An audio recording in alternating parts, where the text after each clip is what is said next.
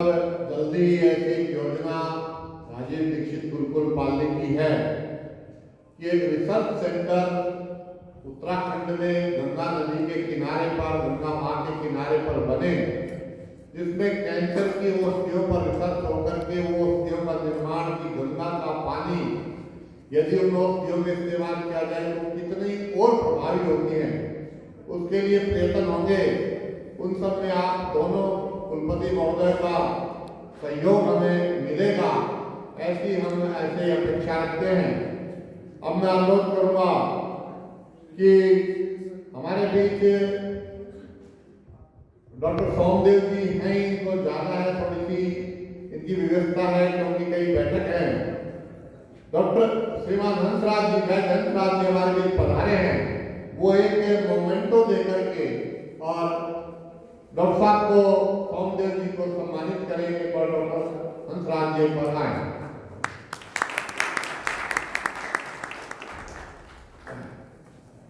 एक मिनट आओ।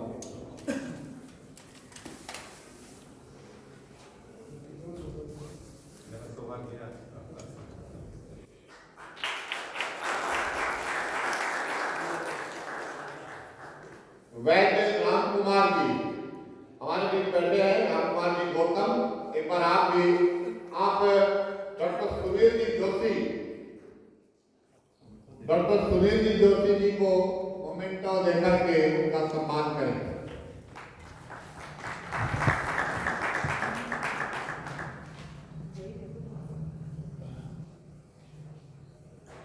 और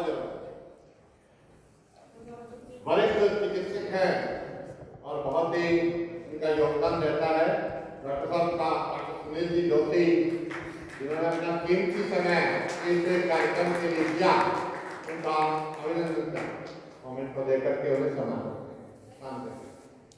तो एक पुस्तक आचार्य कमल खान जी भेंट कर रहे हैं, राजीव दीक्षित जी की पुस्तक है, एक पुस्तक और देते हैं डॉक्टर सोमदेव जी को, आचार्य कमल खान जी। अपना कार्यक्रम इसी प्रकार निर्बाध गति से चलता रहेगा और डॉक्टर साहब को, दोनों डॉक्टर साहब को, कुलपति महोदय को जाना है, तो मैं पुनः आपका बहुत बहुत धन्यवाद करता हूं कि आप यहाँ पर आए, गुरुकुल की तरफ से, सभी वैद्यों की तरफ से विदा करते हैं। अब क्योंकि कार्यक्रम, आप सभी अपना स्थान ग्रहण करें, बैठ जाए, क्योंकि हमारे बीच बहुत से पीजी के स्टूडेंट्स आए हैं जो आयुर्वेद में मास्टर डिग्री कर रहे हैं, उन सब का भी बहुत अभिनंदन करता हूं। और ये कार्यक्रम शोध के लिए है। कैंसर जो एक महामारी है, वो महामारी ना रहे, वो समाज क्या खाए, किस तरह की दवाई प्रयोग करें, उसके लिए हम सब ये इस तरह का ये कार्यक्रम आयोजित कर रहे हैं। और जो एलोपैथी, मैं ये तो नहीं कहूँ कि गलत दिशा की तरफ समाज को ले जा रही है, ये नहीं कहूँगा, लेकिन आयुर्वेद जो हमारी परंपरा है, हमारी संस्कृति है, हमारी दादी नानी के नुस्खों से जो आयुर्वेद बना, जिस पर हजारों वर्ष की रिसर्च हुई है, उसका किस प्रकार से हमें प्रयोग करना चाहिए ताकि हम किसी प्रकार की बीमारी से ग्रस्त ना हो। तो हमारे बीच हमारे गांव के विनोद जी पाली, पाल आए हैं, उनका भी अभिनंदन है। अब मैं वैद्य हंसराज जी चौधरी, जो नवग्रह आश्रम भीलवाड़ा से, ये सारी टीम एक बार बैठ जाएगी, बैठे अपना स्थान ग्रहण कर ले, पीछे ले ले, कुर्सियां ले ले, जाने के सामने। डॉक्टर वैद्य हंसराज जी चौधरी नवग्रह आश्रम भीलवाड़ा से हैं, जिनका जो परिचय के मोहताज नहीं है और जो बहुत बड़ा कैंसर पर काम करते हैं। मैं उनसे अनुरोध करूंगा कि वो मंच पर आए और आज एक दिशा देने का समय है सभी चिकित्सकों को कि आने वाले समय में हमें किस प्रकार से साक्ष्य प्रस्तुत करने हैं। बिल्कुल सही बात, सही दिशा हमारे इन रिसर्चर्स को, इन वैद्यों को मिले कि हम ठीक दिशा में किस प्रकार से जा सकते हैं। उसके लिए हमारे जो वर्षों से काम कर रहे हैं वैद्य, उनका सानिध्य आवश्यक है। ऐसे वैद्य डॉक्टर वैद्य हंसराज जी का करूंगा कि वो अपना उद्बोधन प्रारंभ। एक कमल कांत जी थोड़ी सी सूचना की कार्यक्रम को किस प्रकार से चलाना है, एक बार कमल कांत जी देंगे, फिर उसके बाद वैद्य हंसराज जी का उद्बोधन। हमारे बीच में भाई विकास पाटनी जी आए हैं और राजीव भाई के बहुत कर्मठ कार्यकर्ता हैं। आप जो कुछ सुन पाते हैं, जितना राजीव भाई को समझे, भाई राजीव दीक्षित जी का जो विचार है घर घर तक पहुंचाने का जो कार्य इन्होंने किया, इनको मैं नमन करता हूं। एक बार जोरदार तालियों से स्वागत है। हमारे बीच में डॉक्टर पवन जी हैं, जो बेसिकली जो भी कैंसर रोग में ठीक हुए हैं, जो वैद्यों ने अपना डाटा सबमिट किया, उस रिसर्च टीम का हिस्सा भी है, उनका भी मैं स्वागत करता हूं। उनके साथ मुकेश जी हैं, उनका भी मैं स्वागत करता हूं। और मेरे गांव से ग्राम पंचायत के प्रमुख सरपंच विनोद भाई और अजय भाई, सभी का मैं स्वागत करता हूं। दूसरा, मैं एक प्रार्थना करता हूं कि बाहर एक टीम बैठी है। आज शाम को चिकित्सा जगत का बहुत बड़ा कार्य होने वाला है। पहली बार 7 संस्थाएं पुरस्कार देंगी, प्रथम, दूसरा और तीसरा। जिस भी वैद्य ने कैंसर अगर ठीक किया है तो उसका डाटा वहां पे सबमिट करें, ताकि वो टीम अच्छे से वेरीफाई कर सके। और बताना चाहता हूं कि अब तक 272 वैद्यों ने अपना डाटा सबमिट किया, जो हमारे लिए, जो हमने कभी 13 से शुरू किया था, आज हम 272 पे पहुंचे हैं। तो सभी वैद्यों का मैं धन्यवाद भी करता हूं। और एक जो मूल प्रश्न सभी वैद्यों की तरफ से भी होता है, उस प्रश्न को बहुत सारे चिकित्सक भी उठाते हैं कि मोबाइल नंबर क्यों अनिवार्य है। उसके ऊपर मैं थोड़ा सा आपको प्रकाश डालूं, और समाज में ये चेतना बहुत जरूरी है। जब हमने ये सम्मेलनों का प्रारंभ किया तो सबसे पहले हमने पहले की रिपोर्ट और बाद की रिपोर्ट देखनी शुरू करी, लेकिन फिर हमने महसूस किया कि कुछ रोगियों को पैरेलल कीमो चल रहा था, तो हम ये नहीं कह सकते कि वो आयुर्वेद से ठीक हुआ है, वो तो एक गलत बात होगा, वो अधूरा सत्य होगा। तो हमने मोबाइल नंबर का रखा पूरा का पूरा प्रोविजन। और मोबाइल नंबर क्यों देना जरूरी है? देखिए, हम खाली एड्रेस डाल के 2000 लोगों का डाटा भी दे सकते हैं, 5000 लोगों का भी डाटा दे सकते हैं, कौन वेरीफाई करने जाएगा? इसलिए मोबाइल नंबर बहुत जरूरी है। एक वैद्य जी हैं जिन्होंने मेरे को बोला था कि 5000 रोगी ठीक हुए हैं, तो मैंने कहा कि आप सबका एड्रेस और मोबाइल नंबर दे दो। तो उन्होंने कहा कि मोबाइल नंबर नहीं दे सकते क्योंकि प्राइवेसी का इश्यू है। मेरे पास जितने भी रोगी आए हैं, मुझे आज तक किसी ने मना नहीं किया कि मेरा मोबाइल नंबर ना दो। जो ठीक नहीं हुए उनका भी मोबाइल नंबर मैं देने के लिए तैयार हूँ। और क्यों जरूरी है मोबाइल नंबर रखना, मैं बताता हूँ। पिछले सम्मेलन में हमने 443 रोगियों का डाटा प्रस्तुत किया था। उसमें से जो ठीक हुए थे उसमें से 3 लोगों का सर्वनाश हो चुका है। आपने एक वीडियो भी देखा होगा, वंश करके एक बच्चा था जो जिसका ब्लड कैंसर ठीक हुआ था, उसको दोबारा हुआ। और मैंने पूरा प्रयास किया, सभी वैद्यों के पास भेजा और मैं उसे नहीं बचा पाया, और एक ही बेटा था उसको। तो मैं अपना मूल्यांकन कर पाया ना कि ये बीमारी का स्थायी इलाज नहीं है, इसीलिए कर पाया क्योंकि मेरे पास मोबाइल नंबर नहीं था। और अगर मेरे पास मोबाइल नंबर था तभी मैंने ये देखा कि जो पीछे 443 ठीक हुए थे उसमें से 27 लोगों को रिपीट हो गया। अन्यथा ये सच्चाई कैसे पता चलती? अन्यथा तो मैं भ्रम में जीता रहता कि आयुर्वेद से जो ठीक होता है वो रिपीट नहीं होता, इसी भ्रम में मैं जिंदा रहता। तो ये सत्यता पता चली, और ये मुहिम को आप सबको बड़ा करना है। मैं बार बार कहता हूं कि एक कैंसर रोगी इस दुनिया में कैंसर का उपचार लेके आएगा। आप डॉक्टर साहब आगे आइए। मेरी एक प्रार्थना है, आगे की सीट जो है ना देश भर से विशेषज्ञ आए हैं उनके लिए, आइए। हम अपना मूल्यांकन कैसे करें? मुझे तो आज भी बच्चा दिखाई देता है, उसका पिता जो है जब भी मिलता है तो मेरे गले लग के रोने लगता है। एक ही बच्चा उसका, कैसे हम मूल्यांकन करें कि आयुर्वेद सही दिशा में जा रहा है नहीं जा रहा है? इसलिए मोबाइल नंबर का बहुत अनिवार्य है। और मैं सभी वैद्यों से प्रार्थना करता हूँ, जो भी राजीव दीक्षित आयुर्वेद शोध संस्थान से जुड़े हुए, उनको बिल्कुल निःशुल्क सॉफ्टवेयर देंगे, और वो सॉफ्टवेयर भी मेरे रोगी ने तैयार किया है। देखिए, मैं सभी वैद्यों से एक बात कहना चाहता हूँ, अगर मान लो किसी भी वैद्य के बेटे के कैंसर हो जाए, किसी को लीवर कैंसर हो जाए, तो वो क्या करेगा? वो पूरे देश में ये देखेगा कि एक एक के पास ट्रायल करवाएगा, 6 महीने इसके पास, 6 महीने इसके पास, 6 महीने इसके पास, इतने में तो समय बीत जाएगा।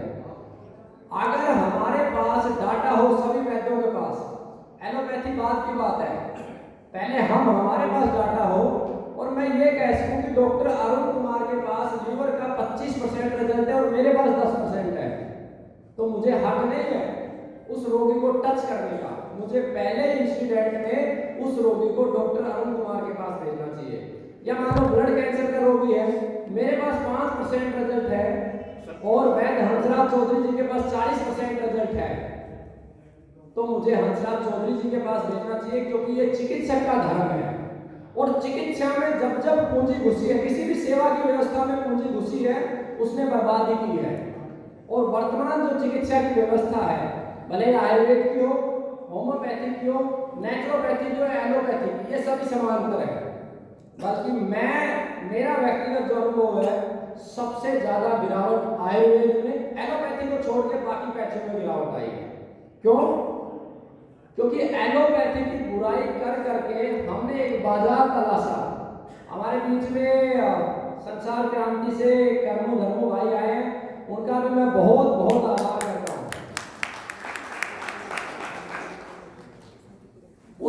उसको करना क्या चाहिए था? आयुर्वेद के चिकित्सकों को करना ये चाहिए था कि जहां एलोपैथी हार रही थी, उसका विकल्प देना चाहिए था। लेकिन एलोपैथी की बुराई कर करके हमने बाजार तो बनाया आयुर्वेद का, लेकिन आयुर्वेद का विकल्प नहीं दिया कि लोग ठीक हो सके। बहुत सारे अच्छे वैद्य बहुत कार्य कर रहे हैं, मैं सबको नमन करता हूं, लेकिन मेरी प्रार्थना है कि आप सभी अपने डाटा को मेंटेन करें। जिसको भी दिक्कत आएगी डाटा मेंटेन करने के लिए, राजीव दीक्षित आयुर्वेद शोध संस्थान उसकी मदद करने के लिए तत्पर है। आर्थिक मदद भी ये संस्थान करेगा। अगर कोई कहता है कि मेरे पास समय नहीं है, बहुत सारे वैद्यों के पास में जाता हूँ कि इतना समय कहाँ है हमारे पास, ये मूल्यांकन करने के लिए क्या हमारे पास समय नहीं है कि जो मैंने किया वो पाप है या पुण्य है? तो उसके लिए भी सॉफ्टवेयर भी निःशुल्क है। अगर बंदा भी नहीं है किसी के पास, तो उस बंदे का खर्चा भी, उस एम्प्लॉय को रखने का खर्चा भी आयुर्वेद शोध संस्थान देगा। लेकिन कैंसर के रोगियों के साथ न्याय होना चाहिए, उससे के बगैर संभव ही नहीं। आज सिर्फ और सिर्फ झूठ के चलते हुए आयुर्वेद भी उसी दिशा में बढ़ गया जिस दिशा में एलोपैथी बढ़ी है। हमें अपने परिणामों का मूल्यांकन करना होगा, और मेरी सभी वैद्यों से प्रार्थना है कि सब अपने आंकड़ों को रखें। पीछे आपने नहीं रखा, आगे आप जरूर रखें, क्योंकि जो रोगी खत्म हो रहा है वो किसी का भाई भी है, किसी की बहन भी है, किसी की माँ भी है, किसी की पत्नी भी है। तो उसकी भावनाओं को समझते हुए कि हम सही मूल्यांकन कर सके, सभी वैद्य रखें। जिन्होंने डाटा नहीं भी दिया वो डाटा वहां पे दे दे। अंतिम सेशन में मैं धन्यवाद करता हूँ पृथ्वीराज फाउंडेशन का, दुबई से है, जिन्होंने ये घोषणा करी है कि जब तक इस देश में ये सम्मेलन चलेंगे, प्रत्येक सम्मेलन में प्रथम आने वाले विजेता को 1 लाख रुपए नगद पुरस्कार देंगे। दूसरे वैद्य को 51,000 और तीसरे को 31,000। बंबई से हमारे बीच में भाई साहब दुलू जी हैं, उनकी तरफ से भी हमेशा पुरस्कार रहेगा। स्वस्थ समृद्धि परिवार है, उसकी तरफ से भी रहेगा। आई जैन जी, जिनके घर में कैंसर से मौत हुई, जिस संस्था की नींव भी उन्होंने रखी, उनकी तरफ से भी 3 पुरस्कार रहेंगे। पुरस्कार से बहुत सारे वैद्यों के मन में एक सवाल होता है कि इससे हमारी बेइज्जती होगी कि क्या फर्स्ट, क्या सेकंड, क्या थर्ड। मैं आपसे, आप सभी इस सभा में मौजूद है, मैं आप सबसे पूछता हूँ कि अगर मेरे बीच में मेरा भाई है, आप सब लोग मुझे चप्पल मार दो, चप्पल की माला पहना दो और मेरा भाई बच जाए, तो क्या उचित नहीं है ये? हमारा व्यक्तिगत मान सम्मान कोई मायने नहीं रखता। एक व्यक्ति का जीवन कितना महत्वपूर्ण है वो हमें समझना होगा। तो जब हम इस तरीके के भाव रखेंगे, छोटा बड़ा कोई नहीं है, मैं आपको सत्यता से कहता हूं, जिसने एक भी रोगी ठीक किया है वो बहुत बड़ा है। उसने साहस तो किया सच बोलने का। आप देखोगे इस देश में 5,000 रोगी ठीक करने का, 50,000 कैंसर रोगी ठीक करने का, 5 लाख कैंसर रोगी ठीक करने के दावे चलते हैं। इस कार्यक्रम को भी फंड करने के लिए कुछ संस्थाएं आई कि हम पूरा फंड कर देंगे आपको, आप हमें कुछ समय दें, स्पेस दें। मैंने एक ही बात बोली थी, मेरे पास जो कुछ है वो सिर्फ कैंसर रोगियों का है। इस बात के साथ कभी भी समझौता नहीं करेंगे कि किसी के जीवन का हो। आपके बीच में नीरज बहन है, इनके पति ने प्राण गंवाए, फिर भी ये सभी वैद्यों के लिए सम्मान पत्र लेके आई। इतना बड़ा कार्य है। मुझे आज भी याद रहता है कि कैसे मेरे पास वो चिकित्सा के लिए आते थे, 4 घंटे बैठे रहते थे, पैर कट गया था। ऐसी बहनों से हम मिले हैं जिन्होंने 50-50 लाख रुपए खर्च कर दिए, अपने पति को नहीं बचा पाई, 40-40 लाख रुपए कर्जा सर पे लिए घूम रही है। तो इसलिए मेरी प्रार्थना है, सत्यता के साथ रखें सारी चीजें, सभी वैद्य जो भी हैं। हमारे बीच में सुनील जोशी जी ने 4 महत्वपूर्ण बातें बोली हैं। अगर उन बातों पे हमने गौर किया तो निश्चित रूप से मैं कहता हूं कि पवित्रता के साथ जब हम आगे बढ़ेंगे, हम कैंसर का स्थायी उपचार और अच्छे से अच्छा लेके आएंगे। तो आप सबका बहुत बहुत धन्यवाद। और अब मैं आमंत्रित करता हूं वैद्य हंसराज चौधरी जी को। इनके पास 400 से अधिक जड़ी बूटियां एक ही स्थान पर है और बहुत सारी गौ माता की नस्लें हैं जो ये कार्य कर रहे हैं। ऐसा कार्य प्रत्येक वैद्य को करना ही होगा, तभी जाके आयुर्वेद जिंदा होगा। क्योंकि हम औषधियों को दिल्ली की मंडी में तलाश रहे हैं और उन औषधियों में वो ताकत नहीं होती है कि वो रोगी को ठीक कर सके। तो मैं आमंत्रित करता हूँ वैद्य हंसराज चौधरी जी को कि वो एक बार मंच पे आए और कैंसर क्या है, क्यों है, वो सब चीजें सिखाए। क्योंकि 8,000 प्रति माह रोगियों को दवा दे रही है इनकी टीम और बहुत अद्भुत कार्य ये कर रहे हैं। आइए स्वागत। आप सभी लोगों को मैं हंसराज चौधरी, संस्थापक श्री नवग्रह आश्रम सेवा संस्थान मोतीपुर का खेड़ा वायगा भीलवाड़ा राजस्थान की ओर से आप सबको सम माइक गड़बड़ जरूरत नहीं है, नहीं सही में गड़बड़ है, उसकी वॉइस पर्टिकुलर नहीं है, तो जरूरत क्या, आपको मेरी आवाज़ सुनाई दे रही है ना, बात करो।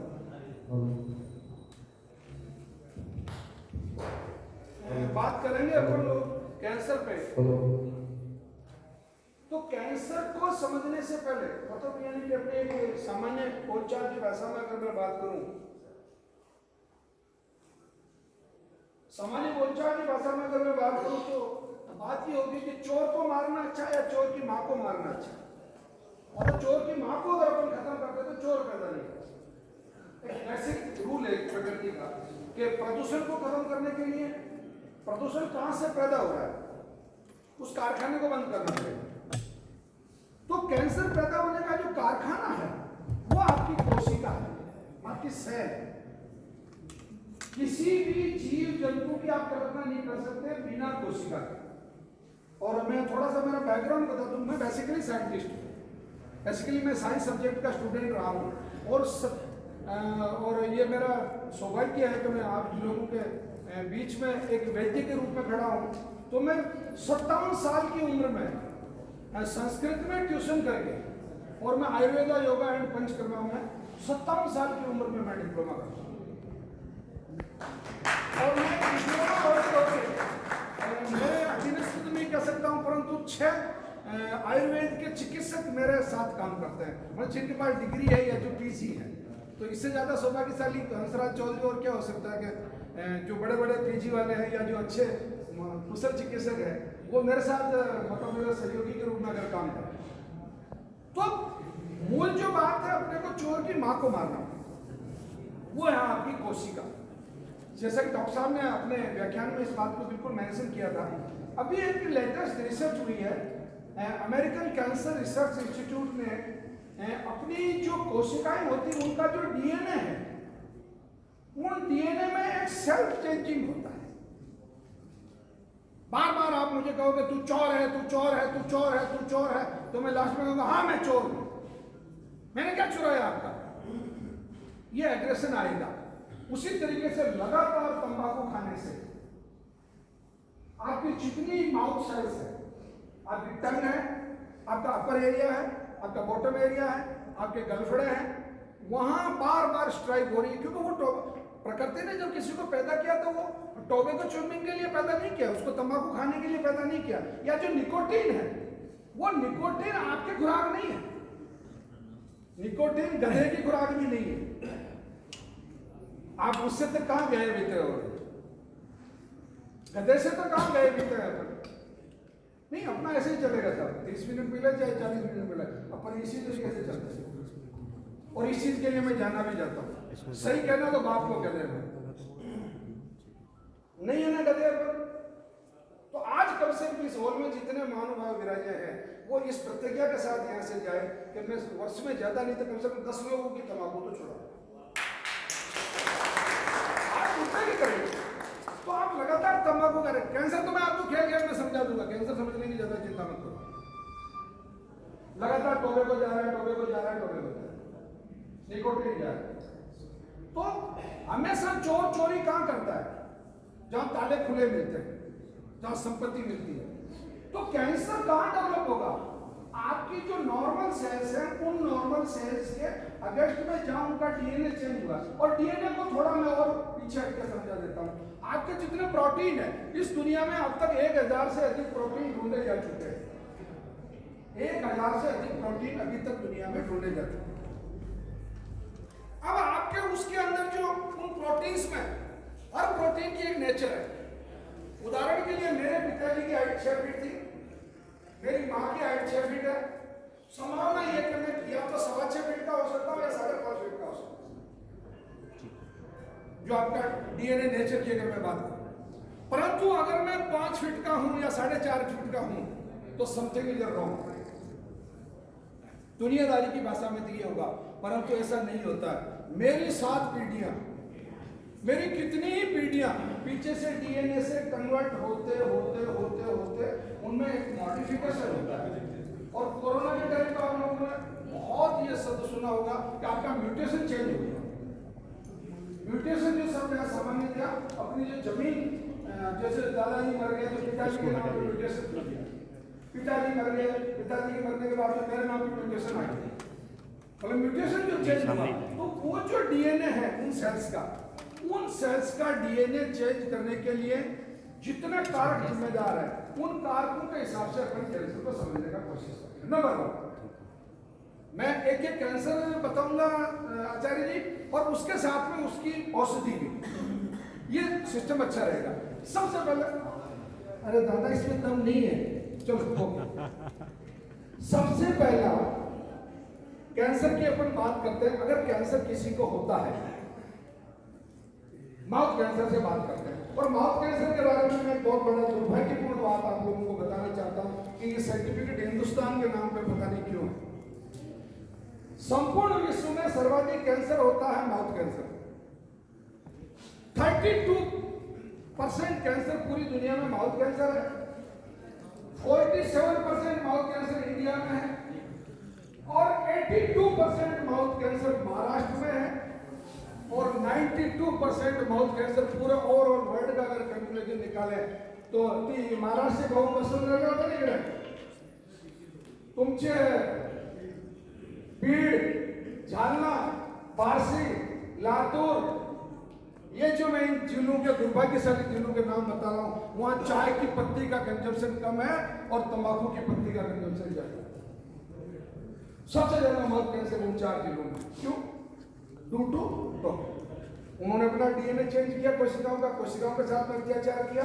एक माउथ कैंसर कभी भगवान की नाराजगी से नहीं होता। माउथ कैंसर आप उन 3 भिक्षुओं का अनुसरण करते हैं, ताने दाने में कैंसर की बात को जब आप स्वीकार करते हैं। इस हिंदुस्तान के 3 सबसे बड़े भिक्षु कितना सस्ते में 1 रुपए में इतना कैंसर दे रहे हैं। आप मूर्ख खरीद ही नहीं सकते हो क्या? इतना खोखला नहीं है। आदमी यहाँ सस्ता मिलता है वहां से लेता है, ले लेना। आज कम से कम 2-2 क्विंटल विमल लेके जाए आप सब लोग, हो सकता है कल बंद हो जाए। ये जब करेंगे उसके साथ में जो सुपारी आएगी तो माउथ कैंसर, माउथ कैंसर का पता आपको कैंसर डिक्लेयर होने के कम से कम बात कर रहा हूं, कम से कम बात कर रहा हूं 180 दिन पहले पता चल जाता है कि आपको माउथ कैंसर होने वाला है, हुआ नहीं।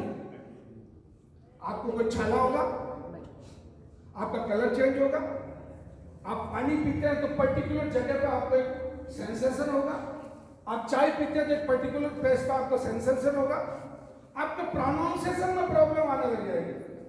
मैं महात्मा गांधी बोलना चाहूंगा, आपको गांधी बोलूंगा, मेरे प्रोनाउंसिएशन में चेंजेस आने लग जाएगा। और एक सबसे बड़ा जो इफेक्ट होगा वो होगा कि आपका ये जो जबड़ा खुलने का 3 चीजें हैं, एक छोटी सी चॉकलेट, एक गुलाब जामुन और एक रोहो गोला।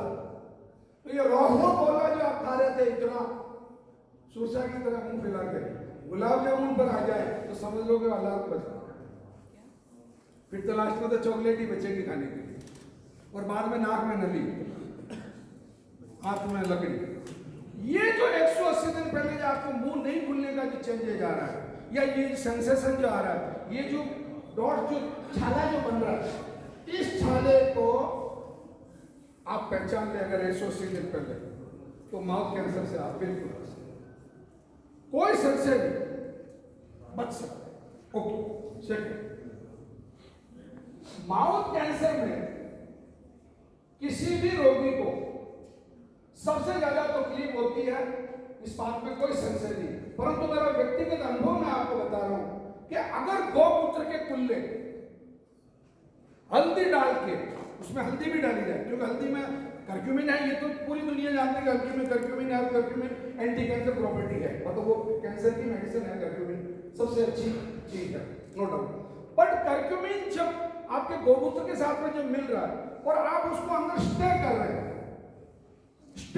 मुंह में रोक रहे हैं, शुरू के दिन आपने 1 मिनट रोका, फिर 2 मिनट किया, फिर 3 मिनट किया, फिर 10 मिनट तक अगर आप इसको लेके जाते हैं तो आपके माउथ कैंसर को ठीक होने में कम से कम आप मतलब मोटा मोटी माउथ कैंसर का मेरा जो अनुभव है वो करीब 1 साल से लगा के 1.5 साल लग जाता आसानी से उसको ठीक होने में। परंतु आप उस 1 साल की अवधि को करीब 10 महीने पे या 11 महीने पे ला सकते हैं अगर आप अपने। और नवग्रह आश्रम इस मामले में एक सौभाग्यशाली है कि अभी मेरे जो अच्छे चिकित्सक है, हमारी जो रिसर्च टीम है, उन्होंने एक बहुत अच्छा प्रयास करके एक मुख कुल्ला करके एक औषधि बनेगी, मुख कुल्ला। मैं उसके घटक बता रहा हूं आप लोगों को। उसमें सर्वगंधा, अकरकरा, नीम के पत्ती और कांगे और गिलोय, ये सभी समान मात्रा में, इसमें कोई अच्छा एक सबसे बड़ा आराम है, मैं जो जो चीज आपको बता रहा हूं उसमें कहीं कोई कॉम्प्लिकेशन नहीं हो। मूलतः महर्षि चरक, सुश्रुत, वासवट, हारित और डैलन की संहिताओं के अनुकूल है और प्लस उनकी संहिताओं से नहीं है। कई बार भी हंसराज चौधरी का उसमें कोई नवरी चौधराट नहीं है, कोई उसमें मतलब बहुत बड़ा ज्ञान नहीं है। केवल हमने महर्षि चरक को, सुश्रुत को, वासवट को, डैलन को और हारित को मैंने अक्षरश पालन किया है, इसीलिए आज हंसराज आपके सामने आप अक्षरश पालन कीजिए, आज नहीं तो कल लाभ होगा, इसमें कोई संशय नहीं। ओके, इन सभी को समान मात्रा में मिला के 2 टीस्पून पर डे, यानी कि 1 टीस्पून बोल रहा हूं, मतलब 5 ग्राम बोल रहा हूं। 10 ग्राम औषधि को पानी में भिगो ले 12 घंटे पहले, मथ ले, छान ले और मुंह में रोकने का प्रयास करें। धीरे धीरे मुंह चाहेगा कि अपना खुल्लू है, क्योंकि ये जितनी औषधियां मैंने बताई ये उसकी सेल्स पे भी अपना काम करेगी, आपका जो बोन्स है उस पर भी अपना काम करेगी। और सबसे बड़ी बात ये कि आप धीरे धीरे धीरे धीरे वो जो आपका अंदर जो इन्फेक्शन जो है वो खत्म होगा। नंबर 2, माउथ कैंसर पे एक नई खोज हुई है, बहुत अच्छी खोज हुई है, मुंह खुलता नहीं है। ये आइसक्रीम के जो वैसा चम्मच होते हैं लकड़ी के आइसक्रीम खाने के, ऐसे इतने चम्मच लेके आ जाइए, जिसका मुंह नहीं खुलता उसमें 3 चम्मच या 2 चम्मच 4 चम्मच पहले फंसा दो अंदर, फिर उसको बोलोगे ये कोशिश कर, फिर 1 चम्मच फंसा दीजिए, फिर कर कोशिश, फिर चम्मच फंसा दीजिए, फिर कर कोशिश, फिर चम्मच फंसा दीजिए, और डेली कम से कम 3-3, 4-4 चम्मच फंसाते जाइए। वो इतना सा होता है चम्मच का, मतलब आप इमोशनल लठ ठोक रहे हो मुंह में। ओके, आपका मुंह धीरे धीरे धीरे धीरे खुलने लग जाएगा। आप इधर मुंह खुलने की प्रैक्टिस कर रहे हैं, उधर आप औषधि दे रहे हैं। नंबर 2 बहुत खतरनाक कैंसर है रेक्टम कैंसर। बिल्कुल समान आदतें हैं उसकी, उतना ही दर्द होता है, उतनी परेशानी होती है। ये जो औषधि मैंने आपको बताई, इस औषधि में 250-300 ग्राम नीम के पत्ते एक्स्ट्रा डाल दीजिए, उबाल लीजिए, छान लीजिए, और जो तकारी होती है, जो टब होता है आपका सिंपली, जिसमें पशुओं को अपन बाटा वगैरह खिलाते हैं, उसमें बैठ जाइए, और जिसको कटी मतलब आपके नाभि तक आप ऐसे पैरों को यूं ऊपर करके उसमें बैठ जाइए, धीरे धीरे रेक्टम सिंक करने की कोशिश कीजिए, धीरे धीरे पानी भी ऊपर जाएगा, और वो जो पूरा एरिया वो आपका बिल्कुल बहुत अच्छा काम करेगा, और आपकी रेक्टम की जो गवर्निंग पावर है वो धीरे धीरे धीरे धीरे पावरफुल होगी। संक्षेप में कहना चाहूंगा क्योंकि समय का अभाव है। नंबर 2 जो सबसे दुखदायी मौतों का कारण बनता है वो होता है फेफड़े का कैंसर। कारण सिगरेट, तंबाकू। बहुत गलत फहमी में आप लोग नहीं है, सिगरेट, बीड़ी, तंबाकू बहुत पीछे छूट गया। उसका कारण है विश्व की सभी सरकारें, दुनिया की सभी सरकारें, जितने बिजली के कारखाने हैं, जितना कोयला जलाया जा रहा है, जितना sulphur dioxide, carbon dioxide, carbon monoxide, ये जितना निकल रहा है कचरा पट्टी, ये सब कचरा पट्टी आपके फेफड़े के कैंसर के लिए जिम्मेदार है, क्योंकि वातावरण में पॉल्यूशन ही ऐसा होता है, मतलब वो परिस्थितियां ऐसी बन रही। तीसरा जेनेटिक कैंसर, 7.5% मेरी रिसर्च टीम ने जेनेटिक कैंसर में, लंग कैंसर में सर्वाधिक कैंसर पाया। मतलब लंग कैंसर, अगर जेनेटिक कैंसर, खानदानी कैंसर अगर किसी को आएगा तो वो जेनेटिक सिस्टम से आपके थ्रू डीएनए लंग कैंसर में अधिकतम आता है। इसका कारण है, बहुत पुरानी एक कहावत भी है कि वो सांस की बीमारी, कांस का खेत, सांस की बीमारी, और जाट की दुश्मनी, पठान की यानी मरे ही निकलती है, उससे पहले नहीं निकलती। मतलब ये कई शायद कई अपने बाप दादाओं के उसमें उड़ रहा। लंग कैंसर, लंग कैंसर की सबसे अच्छी औषधि आपके 100 के इलाके में मिलती है, आप उसका इस्तेमाल कीजिए। उसका नाम है अडुसा, वासा, गिलोय, वासा, और आपकी ये सौंठ, जो जिंजर, मतलब आपकी जो ये सूख जाने के बाद में जो अदरक सूख जाती है, सौंठ, इन सभी चीजों को समान मात्रा में मिलाइए, कूटिए पीटिए, आराम से रोजाना 50 ग्राम सुबह, 50 ग्राम शाम को 1 लीटर पानी में डालो, उबालते उबालते 250 ग्राम कर लो, और धीरे धीरे शाम पैक लेते वैसे ठक ठक पे से सिप करो उसको। बेचारा लंग जहां रहेगा वासा, वहां न दासा न कासा। ठीक, ओके, ये बहुत सरल तरीका है। और एक मेरा सपना, आप कोई नाराज मत होना, यहाँ आप बहुत बड़े बड़े वैद्य बैठे हैं, मैं तो बिल्कुल एक गांव का आदमी हूँ। जब तक कैंसर की चिकित्सा 3,500-4 हजार रुपए से नीचे नहीं आएगी, किसी भी आश्रम से हो, चाहे नवग्रह आश्रम से हो, चाहे गुरुकुल से हो, किसी से भी हो, जब तक कैंसर की चिकित्सा की कल्पना मत करना है। एक सिद्धांत है, पैसा भी बचे, परिवार भी बचे, और रोगी भी बचे।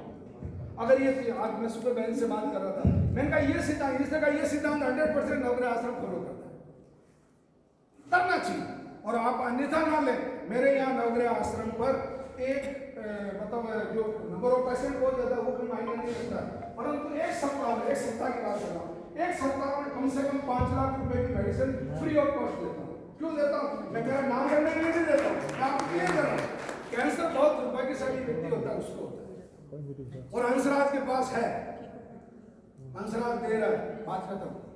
किसी को पंचायत करने की जरूरत नहीं। लोग कहते हैं इतना पैसा कहां से लाता हूं? मैं चोरी करता हूं, डाका डालता हूं, हिम्मत है मेरा, मैं नहीं जाता हूं, जेल करता हूं, दादागिरी मेरी, पर मैं दे रहा हूं, तुम्हें क्या तकलीफ है? मैंने कहा 20 लाख रुपए, ये मूलचंद जी वगैरह ऐसे दोस्त है मेरे, हमेशा कहते हैं यार पैसा क्या पागलपन करते हैं। लेकिन पागलपन नहीं है, ये अपने घर में कैंसर नहीं हुआ इसलिए दुख नहीं हो रहा, जिस दिन होगा ना उस दिन हिल जाओगे नीचे से। रात को सो नहीं पाता, कैंसर हो गया परिवार पूरा ठीक तरीके से। मैं तो कमलकांत जी को प्रणाम करता हूँ यार, इतना इतना बड़ा पागल मिला अपने को, स्टैंडर्ड का पागल। मतलब जो रात दिन कैंसर के खिलाफ सोचता है, ऐसे पागलों की फौज बननी चाहिए, ऐसे ये पागलों का सरदार बनना चाहिए, ऐसे पागलों की फौज तैयार होनी चाहिए जो रात दिन ये सोचता है कि यार कैंसर कैसे ठीक हो, कैंसर का कैसे सत्यानाश हो। तीसरे कैंसर का लीवर कैंसर। जो व्यक्ति रोजाना शाम को कुत्ता बनता है, दारू पीता है, अपनी पत्नी का कुतिया खाने लगा, जो रोजाना कुत्ता बनता है, कुतिया का पति कौन? कुत्ता। ये इन लोगों को मैं सही कह रहा हूं, ये समाज का बहुत बड़ा कोड है, आप इसको अन्यथा जोक में मत लेना। मैं जोक में इसलिए कह रहा हूं कि आप लोग आदी हो गए और शाहरुख खान के बेटे की जमानी नहीं होती, उसमें दुखी रहते हैं 10-10 दिन टीवी के सामने बैठने वाले लोग। आपको ऐश्वर्या राय का और उसका कैटरीना कैफ का फिगर मालूम है, परंतु आपको ये मालूम नहीं है कि आपका जो शरीर है वो सप्त धातु से बना हुआ है, और कैंसर का मूल जो आधार है ये आपकी जो कोशिका है वो सप्त धातु है। आप जो भी रस पीते हैं उससे जो रक्त का निर्माण होता है, उस रक्त से मांस का निर्माण होता है, उस मांस से चर्बी का निर्माण होता है, उस चर्बी से अस्थि का हड्डी का निर्माण होता है, उस अस्थि से अस्थि मज्जा का निर्माण होता है जिसको बोन मैरो बोलते हैं, उस बोन मैरो से मेरे में शुक्र का निर्माण होता है, मेरी बहन में रज का निर्माण होता है, और रज और शुक्र से ओज का निर्माण होता है। महर्षि सुश्रुत अपनी सुश्रुत संहिता में कहते हैं कि दुनिया में और अगर सबसे बड़ा कोई 5 मिनट सबसे बड़ी अगर कोई चिकित्सा या कोई औषधि अगर कैंसर की इस दुनिया में है तो वो है ओज। ओज किससे निर्माण करोगे? अच्छा रस बनाओगे तो अच्छा रक्त बनेगा, अच्छा मांस बनेगा, अच्छी चर्बी बनेगी, अच्छी हड्डी बनेगी, अच्छा बोन मैरो बनेगा और अच्छा ओज बनेगा। तो ओज जब तक नहीं सुधारोगे तो ये कैंसर का मूल मंत्र में आप लोगों को ओज का निर्माण करें। चाय होगा, और उसमें क्या? शहद सर्वाधिक, गाय का घी सर्वाधिक, गाय की छाछ सर्वाधिक, ऑक्सीजन सर्वाधिक, आनंद सर्वाधिक, दादागिरी उससे भी ज्यादा। समय का अभाव है, ये परिचयात्मक रूप से बात की, अगर औरों से मिलेगा तो बिल्कुल कैंसर को फाड़ के रखेंगे, देखेंगे कितना दम है। और आखिरी में मैं एक शेर के साथ मेरी बात खत्म करना चाहता हूँ। आप लोग मुझे प्रणाम करता हूँ, इतने लोग कैंसर के लिए आए हैं, आप लोगों को कैंसर के लिए समय देने के लिए तो अत्यंत धन्यवाद। परंतु एक निवेदन मैं करना चाहता हूँ, आज तेरे आंसुओं की बात करता हूँ, तेरे आंसुओं की बात करता हूँ, आज तेरे इरादों की बात करता हूँ। तू धन्य है, तेरी माँ धन्य है तेरे पिता, मैं तेरे इरादों की बात करता हूँ।